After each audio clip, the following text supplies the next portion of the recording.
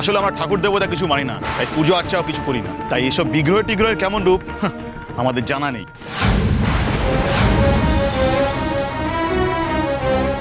এইসব অন্ধবিশ্বাস মানুষকে অনেক পিছিয়ে দেয়। ও, আপনারা বুঝি নাস্তিক? হ্যাঁ, সেরকমই বলতে পারেন। আসলে পুজো আর্চার মধ্যে কোনো সারমর্ম আছে বলে আমরা কিছু মনে করি না। সে আপনারা বিশ্বাস করেন না, বিশ্বাস করতে হবে। আপনারা এসবের থেকে দূরে থাকুন, আমাদেরকে আমাদের পুজোটা করতে দিন। দুঃখী, এভাবে কেন কথা বলছিস ওনাদের সাথে? আচ্ছা, আপনার কথা শুনে তো আপনাকে বেশ শিক্ষিতই মনে হচ্ছে। তো আপনি কি করেন? আগে আমি ওই মায়ের পুজো করি, পদ রচনা করি, মায়ের নাম গান করি, এই আর কি। পদ রচনা করেন, বেশ করেন। তা কাজ কি করেন? আগে মাতৃ সাধনাই আমার কাজ।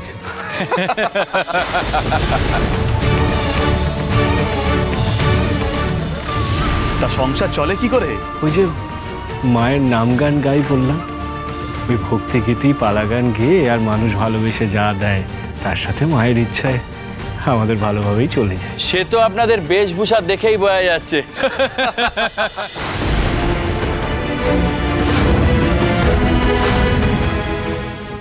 এ তো আমাদের থাম তো। শুনেছি মানুষ দেবদেবীর পুজো করে কিছু লাভের আশায়, কিন্তু আপনাদের দেখে তো মনে হচ্ছে না আপনাদের কিছু লাভ হচ্ছে।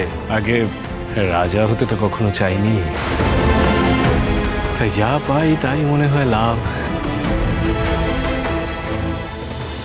চাই না মাগো রাজা হতে, রাজা হবার সাধ নাই মাগো, দুবেলা যেন পাই মা খেতে, চাই না মাগো রাজা হতে। দুবেলা খাওয়ার জন্য এত কষ্ট, এত সাধনা, এত আয়োজন, এসবের কি দরকার আছে?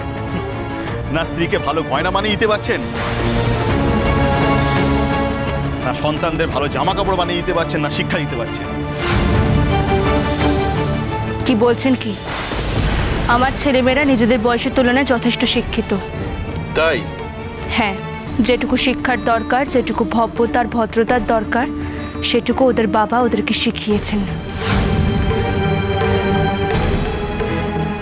এইভাবে বাচ্চাটাকে বাঁচা বলে না, এইভাবে বাচ্চাটাকে বলে দিনগত পাপক্ষয়।